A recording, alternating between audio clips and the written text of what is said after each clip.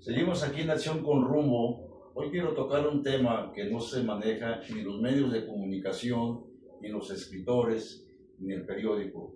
Este tema es sumamente actual para los estudiantes y los mexicanos. La libertad de cátedra. ¿Qué es la libertad de cátedra? La libertad de cátedra, en palabras sencillas, es que en la universidad te enseñen todos los conocimientos para que el estudiante esté preparado y entienda la realidad. ¿Qué pasa en estos momentos y años atrás? Que unas universidades enseñan, por ejemplo, el liberalismo y atacan el colectivismo.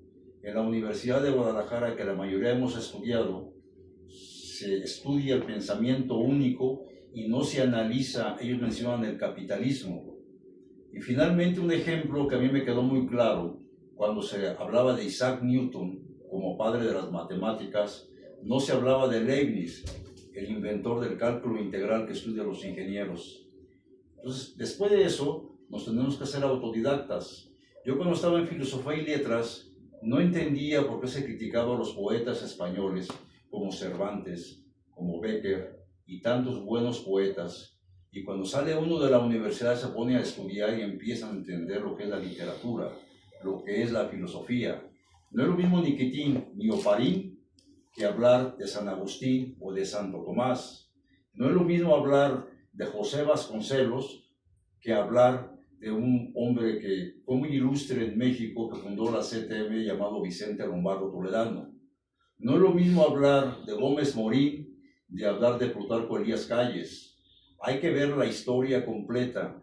Vamos a dar un ejemplo de lo que pasó en los Estados Unidos cuando en la educación sin libertad de cátedra, en las primarias y secundarias, a varios jovencitos menos de 14 años empezaron a adoctrinar. Y con psicólogos decían a una jovencita, tú puedes ser hombre. La empezaron a adoctrinar y como hicieron leyes acordes a ese pensamiento único, la mamá se opuso y fueron a un tribunal y le quitaron la patria potestad a la mamá. ¿Qué hizo la mamá? No se podía acercar y los grupos LGTB se la llevaron a una casa, por decirlo así, para seguir adoctrinando. Pero cuando la naturaleza entró en acción, la jovencita le habló a su mamá que todo lo que le estaban inyectando, decía la jovencita, sustancias, le estaban afectando y que la naturaleza, ella volvía a sentirse mujer, pero la mamá no podía acercarse porque el gobierno, la autoridad, con el pensamiento único, sin darle una información a la jovencita completa para que ella decidiera en libertad, a los 18 años se suicidó. ¿Y qué hizo los grupos LGTB y el juez que dio ese dictamen? Venga señora, vaya y entiérrala. La señora, al ver esto, los medios de comunicación, las universidades, los parlamentos se quedaron callados.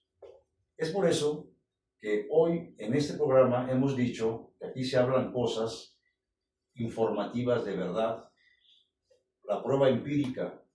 La libertad de cátedra es importante porque en una familia podemos hablar de la libertad de educación, de la libertad de pensamiento. Y el pensamiento único, como lo hacen en Canadá, si una persona se autopercibe mujer y es hombre, y si tú dices eres hombre, te meten a la cárcel. Eso pasa en Estados Unidos.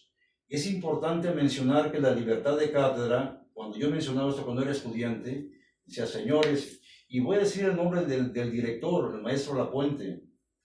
Si la gente, los jaliscienses, están pagando impuestos para educarnos en una universidad pública, ¿por qué no nos enseñan y nos instruyen bien? ¿Por qué no nos hacen entender la realidad para transformar la vida pública? Y eso, por eso hay muy malos profesionistas, hay muy malos abogados, hay muy malos médicos, hay excepciones. Sin embargo, no entendemos la realidad. Y eso es lo más importante en la libertad de cátedra, porque eso no lo inventé yo, lo inventó José Vasconcelos cuando fue rector de la UNAM y que pone él dentro del escudo, por mi raza hablará mi espíritu. Después, Manuel Gómez Morín, el que funda el PAN, fue rector de la UNAM y también luchó por la libertad de cátedra. Yo por eso, cuando era joven y cuando era estudiante, a los 18 años, al ver que el único partido que hablaba de libertad de cátedra era el PAN, empecé a estudiarlo. ¿Por qué es importante? ¿Qué es la libertad? Para terminar mi intervención, ¿qué es la libertad? La inteligencia está diseñada para buscar la verdad, la voluntad para elegir entre lo bueno y lo malo. Si la inteligencia tiene datos verdaderos, la voluntad va a elegir bien. Y si la voluntad elige bien, viene la libertad. Lo mismo que hablamos de la propiedad privada, que la propiedad privada es síntoma de libertad, y estamos hablando de la libertad de cátedra, libertad de pensamiento, y todos esos valores que nos llevan a ser personas que entienden la realidad. ¿O usted qué piensa, licenciado López, usted que estudió la UNAM? ¿Usted qué piensa de esto? Bueno, a mí me parece muy importante este tema que estás tratando a propósito de la libertad de cátedra. ¿Por qué? Porque efectivamente, como tú señalas, si nosotros tenemos diferentes conocimientos de diferentes autores, podemos nosotros decir, yo estoy de acuerdo con esta corriente o con esta otra.